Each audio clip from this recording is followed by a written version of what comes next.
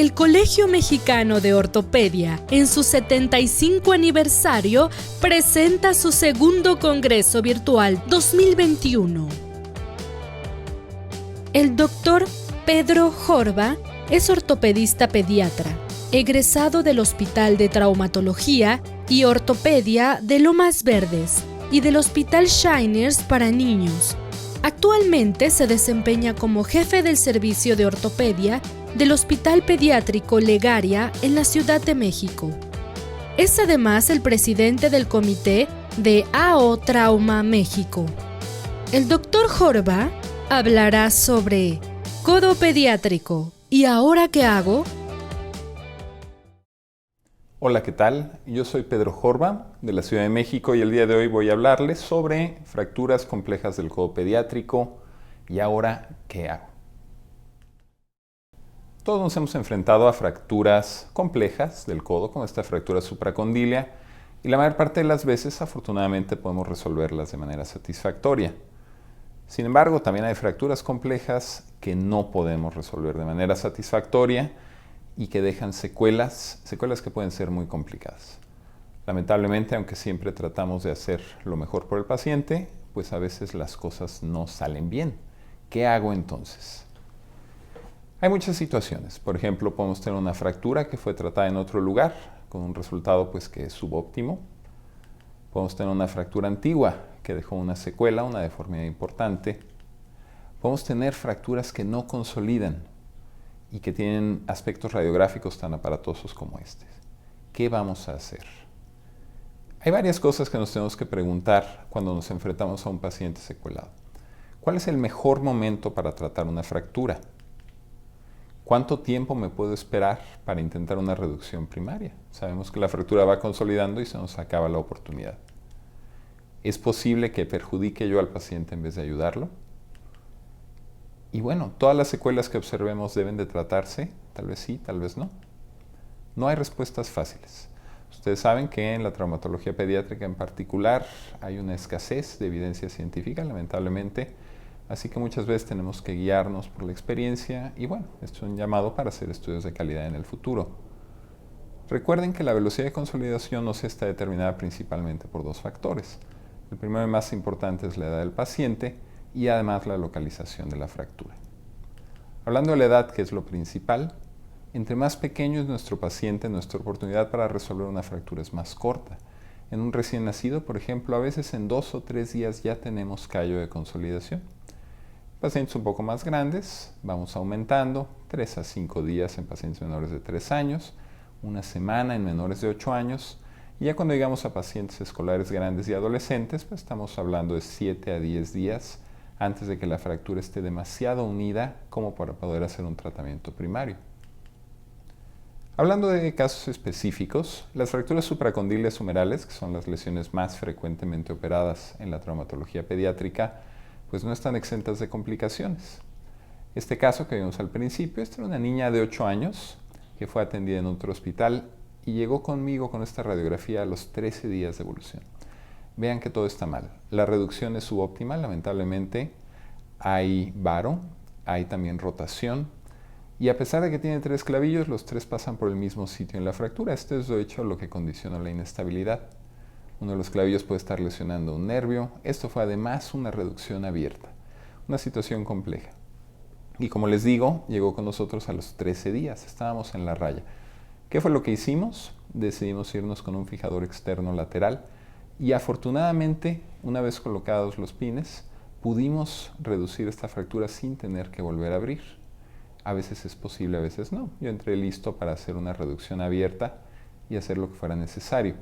Pero estábamos dentro del tiempo donde todavía pudimos romper el callo blando que se había formado. A veces ya no es posible. Este es un muchacho de 14 años que llegó 11 semanas después de la lesión.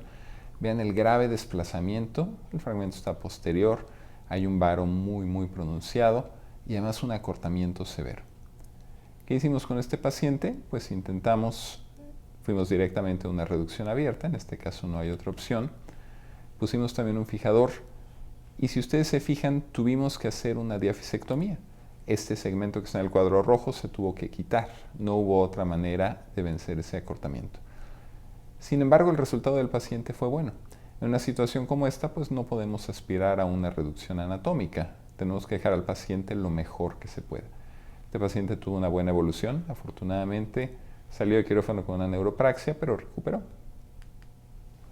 ¿Qué dice la literatura? Por ejemplo, este estudio de Mason Wall, ellos revisan precisamente la reducción abierta de fracturas supracondíleas que fueron descuidadas, en donde ya se observa formación de callo, ¿de acuerdo? Que ya estamos superando los 10-14 días.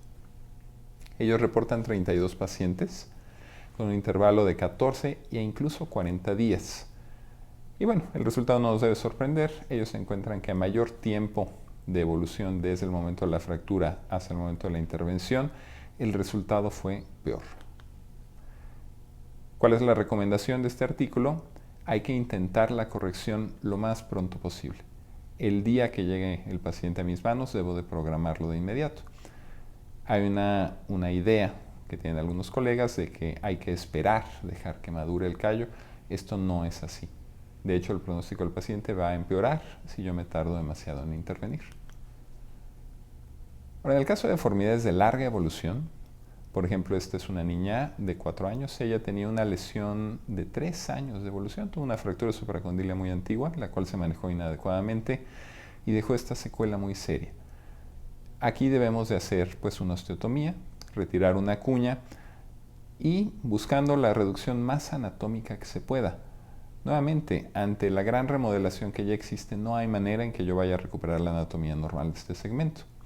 Y recuerden que las fracturas supracondíleas y de hecho en general las fracturas del húmero distal no presentan remodelación de forma significativa.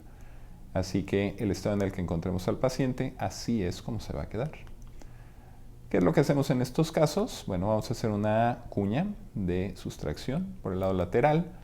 Ahí estamos marcando la cuña con los clavillos de Kirchner. Ponemos los pines de un fijador antes de hacer el corte en el hueso. Retiramos la cuña.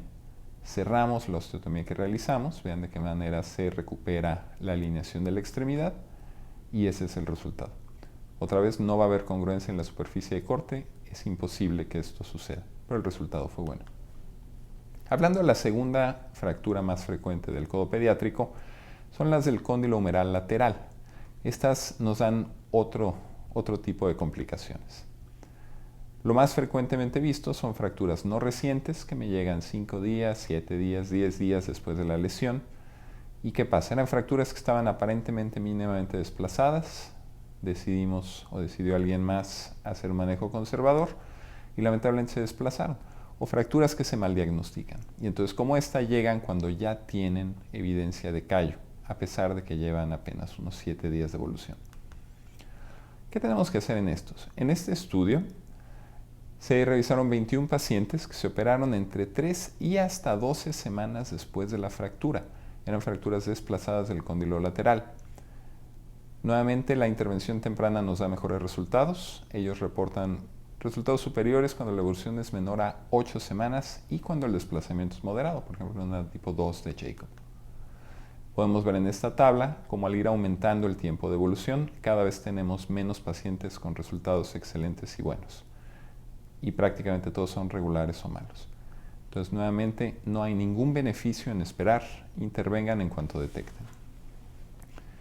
Este tipo de fractura es un reto, fracturas que están rotadas, una Jacob 3. Se debe de hacer la reducción, tenga el tiempo que tenga. Este desplazamiento nos va a dar un mal resultado garantizado.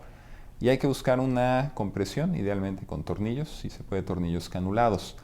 En este caso, la posible lesión de la fisis no supera la necesidad de tener una reducción adecuada y sobre todo una estabilidad absoluta. Ahora, a diferencia de casi todo el resto del esqueleto pediátrico, los cóndilos laterales sí presentan falta de consolidación y esto puede ser un problema clínico significativo. Esto tiene que ver con la vascularidad de este segmento. Ahora, a veces, a pesar de tener una mala imagen radiográfica, es posible que la cirugía no nos vaya a mejorar el estado clínico y estos pacientes nos pueden sorprender. En este estudio de Espino, que se hizo en el Hospital Shriners de la Ciudad de México, él encontró casos realmente terribles, con imágenes radiográficas que nos dan miedo, y sin embargo pacientes con una excelente función. Los autores recomiendan dejar en paz al paciente si no tiene molestias o limitación significativa. En este estudio de Amsabana, ellos estudian lo mismo y tienen resultados muy similares. Imágenes que nos preocupan mucho y, sin embargo, codos que aparentemente no correlacionan con esa imagen radiográfica. ¿Cuál es la limitante? Como toda la traumatología pediátrica, no sabemos qué va a pasar dentro de 20 años, dentro de 30, dentro de 50. Como siempre, hay que hacer más estudios. ¿Cuál es el mensaje final? Recuerden que las fracturas del codo pediátrico que presentan tardíamente van a ser un reto, son muy difíciles, son de manejo extremadamente complejo. No vale la pena esperar a realizar la corrección, por lo que debemos de entrar lo más pronto que podamos. Y recuerden que sobre todo en secuelas del cóndilo humeral lateral, si la secuela es asintomática, si el paciente tiene buena función, probablemente es mejor no intervenir y solamente observar. Muchas gracias a todos.